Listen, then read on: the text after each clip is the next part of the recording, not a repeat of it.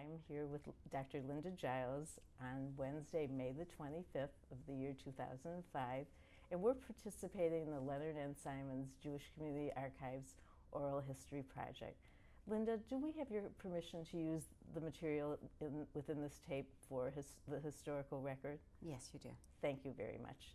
Well, it's my pleasure to be here with you today. You've done so much in the community, and we're looking forward to your voice on record for the future. So let's start at the very beginning. Where were you born?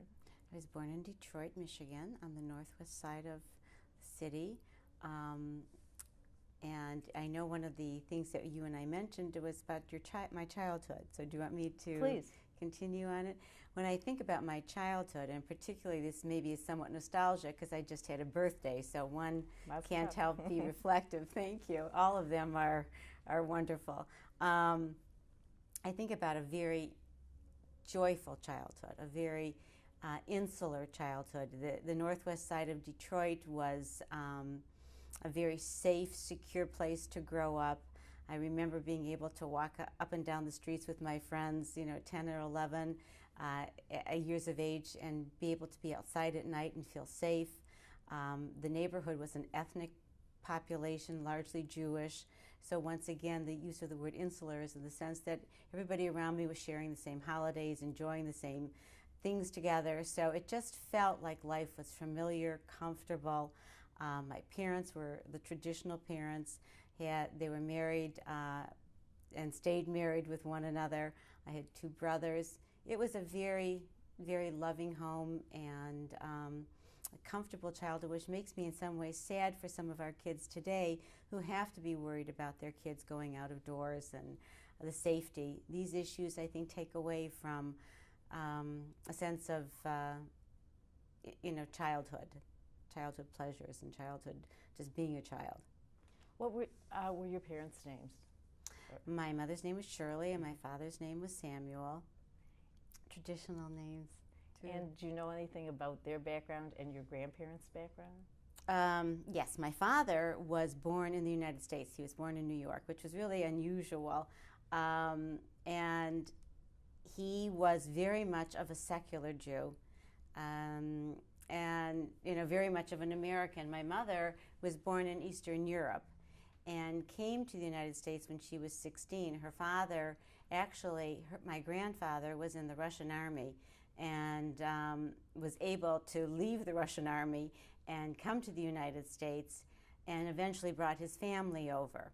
So she came here at a later age. But it was truly, and my mother was more Orthodox. So I grew up, while it was a traditional marriage, it wasn't traditional in terms of Jewish observance. And so I grew up in this dichotomy where my mother was more religious and my father was really truly secular. But he did turn over the home to her and really respected her beliefs.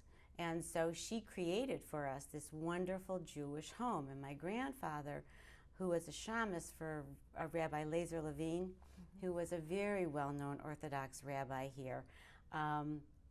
He also brought a sense of the joy of the holidays. He wasn't Orthodox in his demeanor towards his grandchildren. He always wanted us to love the holidays. There wasn't a sense that if we didn't observe the way he observed, there was something wrong, because he had that liberal kind of attitude in life. So that really came through in terms of how he shared with us the beauty of Judaism, and my mother did too. So that was a lasting thing for me, and I guess that goes back to the neighborhood, because all of these things, while I never verbalized, kind of were a pre-conscious determinant of who you are.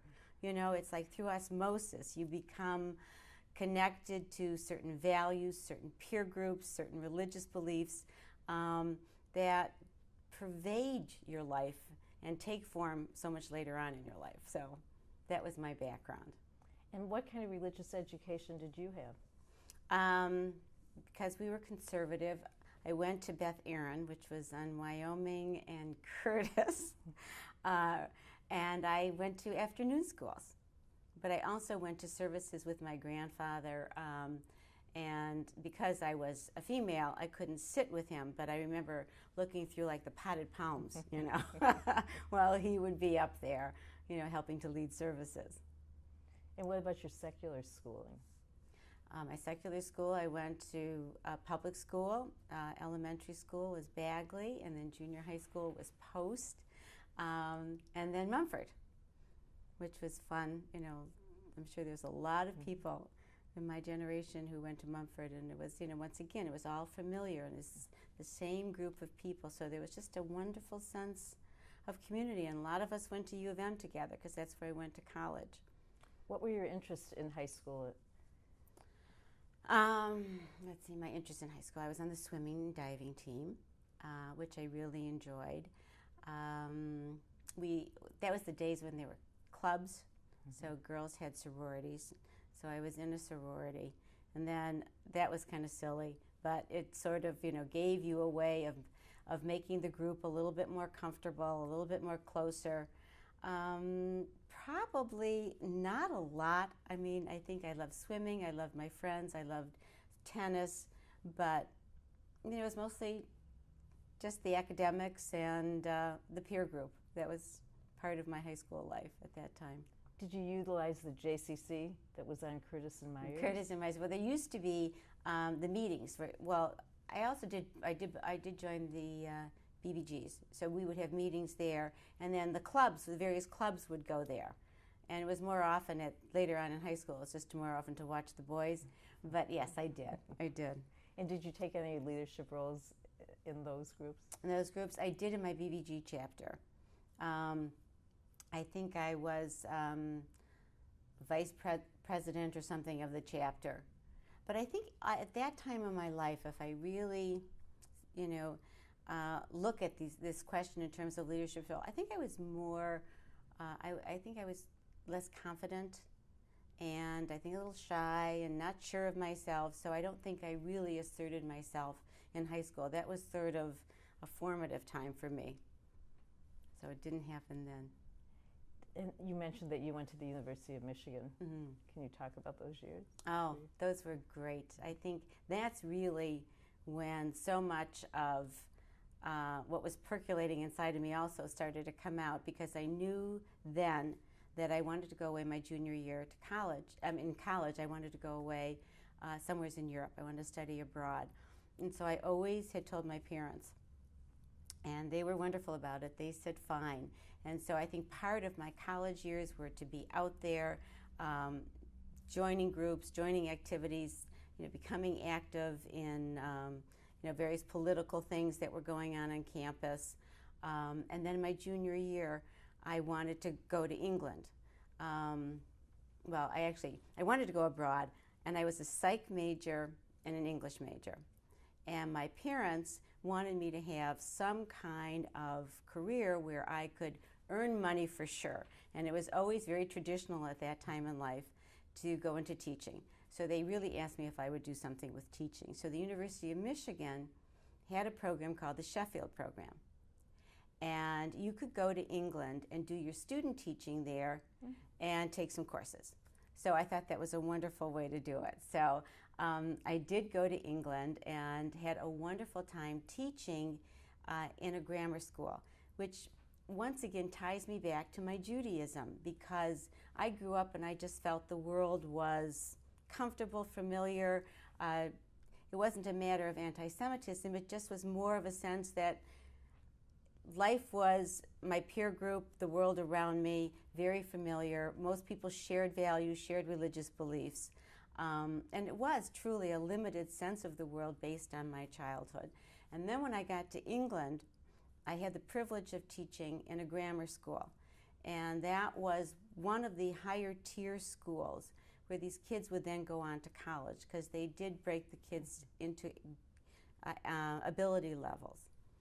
So because the schools are all Church of England, there are prayer services. So the first day I arrived at school, this headmistress came out to meet me, and she's dressed in these long black robes and very serious, and she ushers me in, very polite, and introduces me around the school and said, all of these little girls who are sitting in a very large room, She says, they're from the Church of England, and I will lead services for them. And then she leads me down a hallway to another nice-sized room, and there were about 50 Catholic girls in there. And she said, and our priest will lead services for them. She says, you come with me. And so now she and I are walking down this little hallway, and it's starting to enter my mind. You know, what's next, you know? And sure enough, standing around the piano in this little back hallway are 10 Jewish girls. And she said, they're Jewish, and every morning you will lead services for them. And it was a delight. And these kids were delightful. And we talked, and we, you know, I've never led services, and we created services. But what was interesting was then the realization, you know, that the way I grew up and, you know, the comfort I felt was not really their experiences in life. Mm-hmm. You know, that they were really, truly a minority. And you began to see a sense of the minority, you know, that we were in life. So these were things that were sort of filtering into my mind, and I wasn't sure yet what I was going to do with it. But the continuation of that thought is that at the end of all of my teaching experience in England, I then went to Israel in 1964, and it was an unusual time because there were still the Jordanian soldiers, and you couldn't get into the old city. But there was such a wonderful feeling that everybody around you, you know, had the same religious beliefs, that it once again gave you another picture of the world and made me realize more and more the strength of my Jewish identity, and the appreciation of the values and the religious beliefs that I had been raised with. So it was just kind of bringing it all together for me. What were your memories of Israel then, at that time? It was very powerful because I had been gone for almost a year, and when I landed, my grandfather was there to meet me, and my mother. My father couldn't get away. And I had some relatives there who I had never met. They were on my mother's side of the family. And when they had to leave Europe, they got on a boat that said to America, but their boat went to South America. And so we never saw them until they eventually moved to Israel. And it was a country that filled me with a sense of the joy, the pleasure, the strength of people who so wanted to make a life for themselves. It was just alive with purpose and value and determination, and you just felt it. You just felt it, and there was a real strong kibbutz movement at the time, and they were just, you know, filled with how they were going to turn this soil, this earth, everything into something, you know, milk and honey, the land of milk and honey. So you just always had that sense of strength as a peoplehood. Did you give it any thought to staying there? No. So when you returned to the States, what did you do?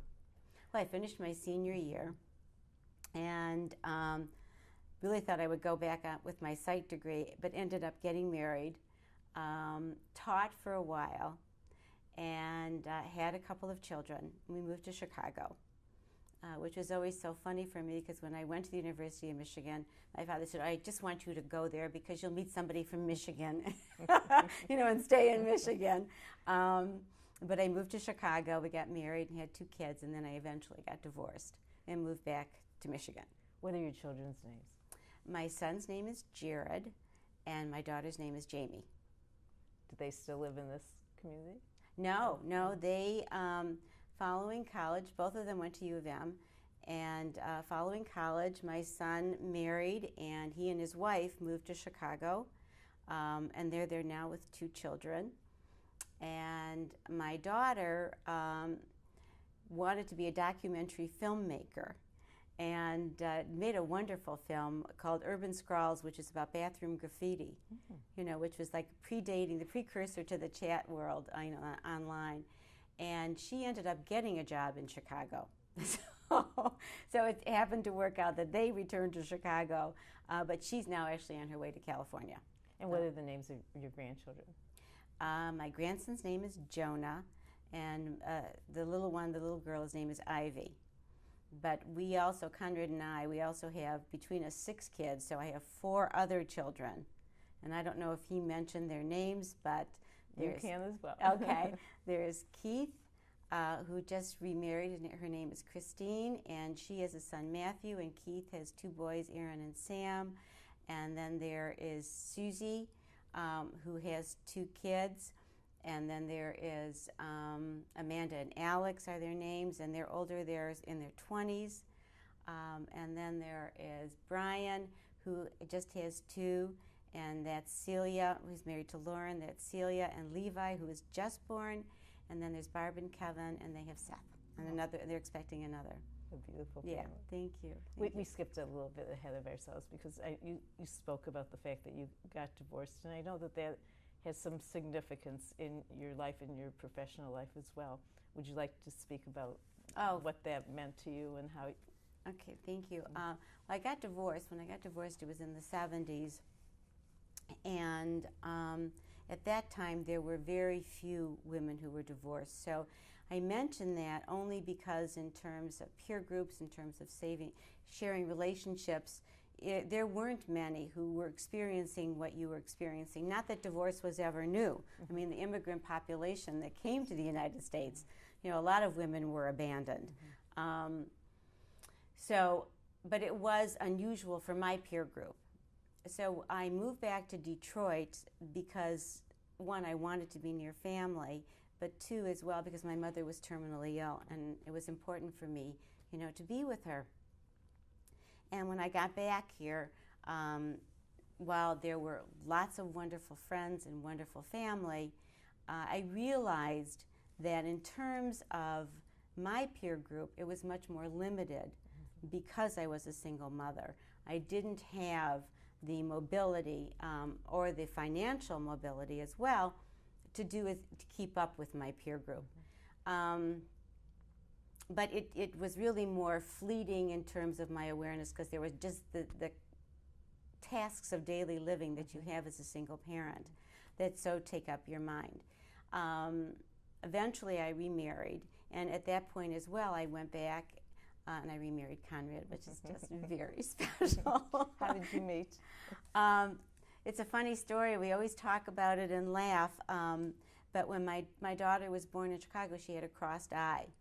And so when I moved back, she was little, and the doctor who had operated on her in Chicago had recommended that I follow up with Dr. Conrad Giles. Oh. And then my pediatrician also recommended that I follow up with Dr. Conrad Giles. So I went to see him, and he saw her, and she said she was fine. Then eventually, a little bit later, when he saw her again, he said that she would maybe need some surgery.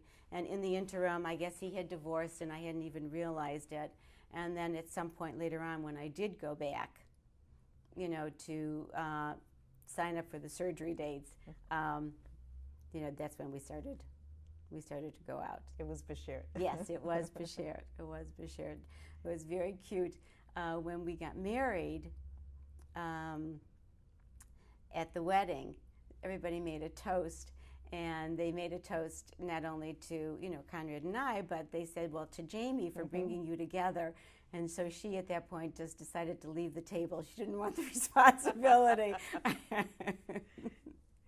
So she's very happy about it, though, very happy. But anyways, when I did go back to school and got my Ph.D., which was a wonderful, for me, a very special accomplishment in life. I always wanted to be able to get that in psych. I had to do a dissertation. And I knew that I wanted to do something about divorce and single parents and raising children, because I know there's special dynamics that go on and readjustments for the children as well as for the parents. And I happened to have a large population of Jewish parents that I could be interviewing. So I was talking to this gentleman who was the head of Jewish Studies at Brandeis, Dr. Gary Tobin. And I told him that I had this population and I wanted to do a study about single mothers. He said, if you would do it on all Jewish women, he said, we would really be appreciative because we have no data on this population. And I will be your outside resource person if you would like. So that was wonderful for me. And the University of Michigan was very supportive. And it was an unusual study. It was a qualitative study. I followed these women for over a year. And most of them had 2 children and followed their adjustments. And their connection to their peer group, their connection to the community, their connection to Judaism, and what was going on in their lives. And it really demonstrated for me the kinds of issues that define us as a Jewish community and the kinds of issues that they experience. And what I mean by that is that divorce, in general, has created a new pool of poverty, and those are single mothers. That the economics of divorce really means a downward spiral, that they lose the home, the family home. Most women have not been out in the workplace, and so they're not prepared for the economic changes. And there are just a lot of losses then for the kids in terms of neighborhood, in terms of certain kinds of stability, friendship, social, all kinds of things. That's the general picture of divorce. It doesn't mean the Jewish women as well experienced that, but the catch was that also, by definition, the American Jewish community is upwardly mobile, and we are middle to upper middle class.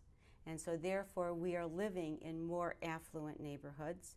We are partaking in more things that involve finances. Being Jewish is costly, whether it's congregations, JCCs, all kinds of activities are costly.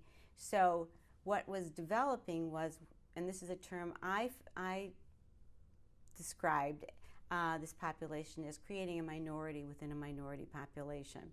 And so they were being isolated. And that's how they felt, that they couldn't keep up with their peer groups, that they had lots of losses that they weren't prepared for.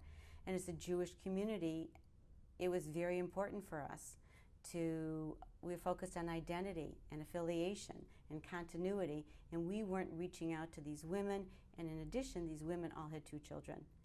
And what was fascinating as well is that these women wanted the Jewish connection. So there was something missing. And I had this opportunity to meet with Harleen Appelman, who has been just a wonderful, wonderful close friend ever since our meeting. And she also was a woman who was divorced and remarried. And we together, because I told her I wanted to do a program, I wanted to do outreach for these single mothers. We together, through Jewish Experiences for Families, where I eventually became the chair of Jewish Experiences for Families, created a program for single mothers. And that night when our board first met, which was in 1990 or 91, sitting at the table were probably 15 of the most dedicated women who were determined to raise money, to create programming, to do outreach, to do advocacy, everything to make us more conscious of this population and the sensitivities that they have. Even just walking into a congregation, because you're married people and they walk in alone because their children are usually in children's services. So there were so many areas of just trying to create anew a sense of how to be supportive. And that program has been going on ever since. We have started in some other communities. They've taken up the banner. And today we have outreach for both single mothers and single fathers. So it's the Single Jewish Parent Network. And it's really just a wonderful story on behalf of the fathers. We have a father's camp where they go away for a weekend.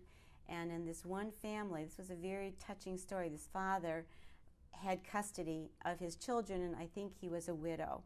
So it's not just divorce. I want to also mention that there are a number of individuals who are part of this program who are widowers. And he was a widow, and he had custody of his children, obviously, and he developed this camaraderie with all these men and their children. And after family camp, I guess he had some surgery and wasn't able really to take care of some of the daily tasks of living for his kids. And these fathers who went to family camp with him came in and brought Shabbos dinner and made Shabbos dinner for everybody. And this has been a wonderful group. So the outreach, the sense of connection, the Havarot feelings, are really being generated through this group. And some of these families are joining congregations, so it's had wonderful effect. Under whose umbrella or whose auspices is the program? It's still under the Alliance for Jewish Education. And Marilyn Hertzberg is its chair right now. And we've already had our Mother's Camp. And the Mother's Day weekend is also very special because some of these women, this is their only vacation. And so what we do is we bring the mothers and their kids, and we have counselors for the kids. And the mothers get some free time and time together with other women. And they enjoy Shabbat, and some of them, this is their only Jewish experience. And once again, it creates a sense that the community cares, gives them a Jewish learning, and a sense of respite. Was that your first real step into the Jewish communal world, that project? I was very fortunate. I was asked, when Joel Tauber was president of Federation, he asked me if I would work on an identity affiliation committee and in the area of Jewish education. So once again, I was sort of like relating back to my childhood, all those things and feelings and experiences that I had sort of came to bear in terms of this particular activity because we looked at Jewish education, and it made me realize that this is such an area for me that I would like to be able to spend more time with, but didn't really do much with it because I was writing my dissertation at that point and very busy. So being a part of Jewish Experiences for Families and this single parent, actually Harleen made a very cute offer to me. She said, Lynda, if you become the chair of Jewish Experiences for Families, she says, I'll do this program with you. Oh. It was a good deal. Right, so it was a double. It was a double. So I had this program and also Jewish Experiences for Families, and that was just the beginning of a long series of wonderful experiences with Jewish education. And I think I focused on Jewish education, and this is my feeling about it today, that I think it has an incredible ability to be transformative in our lives, to be able to teach us about how to make everyday living tie in with who we are Jewishly in terms of values, morals, ideals. It can bring a wonderful dimension to our lives, and I think it has such an important place in shaping who we are, framing. That was why I think when the Alliance got started and Harleen and I had an opportunity through the Hermelin Davidson Scholarship, Millennium Fund rather, to start a program for preschool children. That was so important to me. That was a program I really wanted to zero in on because I felt once again we have an opportunity to bring families in, bring young children in, and shape minds and values in an important, healthy way. So, young families are connected to their kids, and a lot of them want Jewish nursery schools for their children. So it was a wonderful blessing, and I just think that's why my focus is so much on Jewish education, because it is transformative. And I think that you've shaped Jewish education in the last 10 years. You've been on the cusp of a lot of changes in this community. Can you sort of identify some of the issues that brought the changes about? From direct service to more? Well, when I was getting involved with the Jewish education, at that point we were looking at, Federation was looking at the delivery of services for Jewish education. And Joel was president, and then Conrad was president at that time. And we realized that the service delivery program that we had were primarily only reaching a population of conservative children, and that we really needed to do more than that. And so because of that, the United Hebrew School program was transformed, I'll use that word again, to the Agency for Jewish Education, where we became a service delivery person rather than delivering the service. And we went and reached out to the congregations, all of the congregations, The Orthodox really didn't seem to need our services as much, or services, because they had their own. But we were reaching out to the conservative and the reform and going into the schools and doing things for the afternoon schools. So that was the Agency for Jewish Education. And when I was through being president, or the chair of Jewish Experiences for Families, I became the president of the Agency for Jewish Education. And we had a lot of changes then in terms of the executive. And at the last point, this is now when Bob Naftali was president, we were once again looking at Jewish education. And I think that's the wonderful thing about this community, is that we're always trying to be able to create ways to translate Jewish education, because as a community we can do lots of wonderful things, but we are the only ones as a community that can do Jewish education. Others can also do care for elderly or care for other services. We have lots of other providers that can assist us, but we always need to be the ones who can be able to provide Jewish education. And that's not taking away from how important all the other agencies are in the services, but primarily it is our role and our responsibility. So we constantly are looking at it. And at this point then, we felt that the agency, we had an evaluation of the agency, it wasn't doing as much as it could. And so then the alliance was created. And the purpose of the alliance was to create doorways, conscious doorways, that would reach out to everybody in our community from birth to death to provide them opportunities for Jewish education. So while the agency was doing wonderful things, this became a concept and a direction that dominated our thinking. And that's when we started to create all of these programs and focused on the initiatives early on with preschool, and focusing on retraining our preschool teachers who had wonderful secular education, but they didn't have Jewish education. And then the 2-year programs, and taking them to Israel, and then starting with K through 2 and moving on up through the system. We really felt that we were instilling the afternoon schools with a heightened dimension. We were also offering Hebrew immersion, so we were changing the level up, as the system hopefully moves forward, we are continually changing the depth and the knowledge level of the teachers as well as the kids. And what about for the disabled population? What did you do? And that was another very important. We had Opening the Doors program, which was run by Anita Naftali, and that was started through the Agency for Jewish Education. And I think when we started, we had like 5 to 7 schools, and now we have 15. And this includes the Orthodox population has been very receptive in terms of our assistance in this area. And now we are still even doing more outreach with the Orthodox population and the day schools.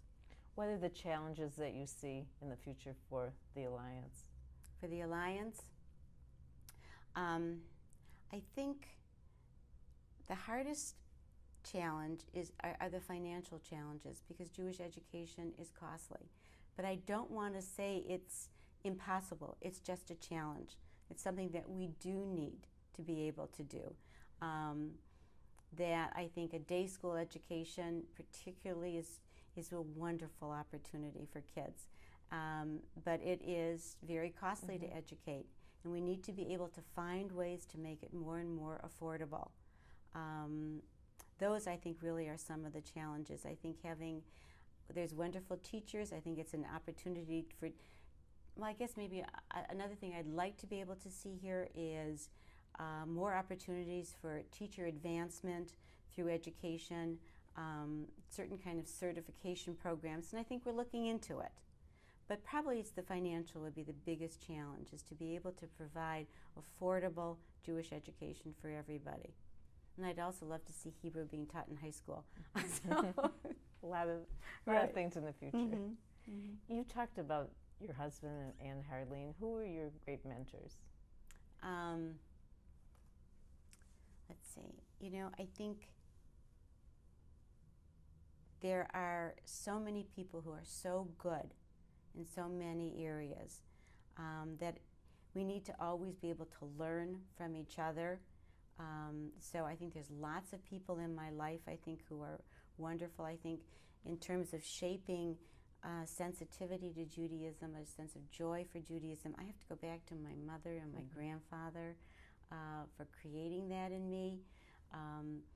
I think that Harleen is wonderful when it comes to how she puts the world together in terms of Jewish education. She's creative and innovative, and she can make learning fun and exciting, which is just very, very special. But probably my best mentor is my husband. His sensitivity to people, his interest in Israel, in the Jewish community, in reaching out to everybody, has really been such a powerful motivation for me to be involved and to stay involved. I just so respect, his thoughtfulness and his sensitivities and his decency towards people. It's just, I know when he was president, he always went to everything that he could go to. He was very understanding and thoughtful of people's issues, and that's something that, he has carried forward, today. What is in the future for you? Do you have any, are you working on any new initiatives or projects in the Jewish community? Right now, I am co-chairing with Conrad and two other couples, Beverly and Arthur Liss, and Hanan and Lisa Liss, a family mission. And it's going to be leaving next December of 2005.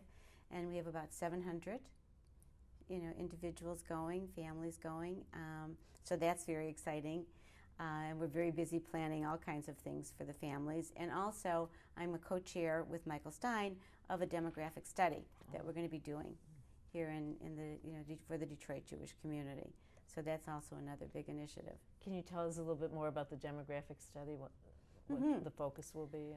Well, it was in 1989 when we did the last one, and at that time, what was fascinating, and it's one of the numbers that stand out, we thought as a Jewish community that there were about 75,000 of us, and what we ended up finding out was there were 96,000, and yet a large percentage of the Jewish population is really at the periphery of involvement. And so what we want to find out today is how many people are out there, one, numbers, two, how do we get people more connected? How do we get them connected to Federation, to the Jewish community, to synagogues? How do we get families interested? But also we have to find out, what are they interested in? How do they want to spend their time? How do we plan for this population? We have a larger population of elderly. So it's not only the elderly, but where are their caregivers? Where are their children? Are their children still living in Michigan? So we need to have a sense of what's going on with that population. What are the gender? What are the age range of kids? That's, because families, a lot of young adults are moving out. That's what we think, and we want to just be able to clarify a lot of these issues. Should be a very interesting yes, study. I'm looking forward to it. I'm looking forward to it. You touched on the role of women and how it's changed, and I think that as a result of your Ph.D. study, you have some insight there. Could you talk a little bit about that in terms of women in the community and also women as volunteers? Well, I think, women's issues, I think that women today have a greater sense of independence and a greater sense, I feel, of purpose. I see this in my practice. I'm a clinical psychologist. I think they have grown up with a greater feeling of opportunity out there for them than women of former generations. So that's a wonderful thing. I don't think they feel that there are barriers out there. So more and more women are going into the workplace, I find, than even going into the volunteer world. But as far as opportunities for women in the volunteer world, I think that it's still a struggle. And I know that there's been a large program being developed nationally in the United Jewish Communities about women in the workplace and trying to get more and more women involved professionally in Federation, feeling as if they can move up and they can become executive directors or presidents of their Federation. But there still is, in some ways, the mindset of very much of the man's world in this community. And not Detroit, but in the whole concept of the Federation and moving up professionally as well as a lay individual in this world. But the doors are open and we're very conscious of it. And I think there is greater respect, for women. Do you have a message? Have you thought of any message that you would like to leave? Because I think we're coming to the end of the interview. Okay. So, a message. Okay, I guess if I was going to think of a message is, and this is going to sound, well, I'll just talk about my message. That I think, well, first for the future generations is just to be protective of the environment. It's really important because I think we need to keep on leaving that for our family, and I am concerned about the environment.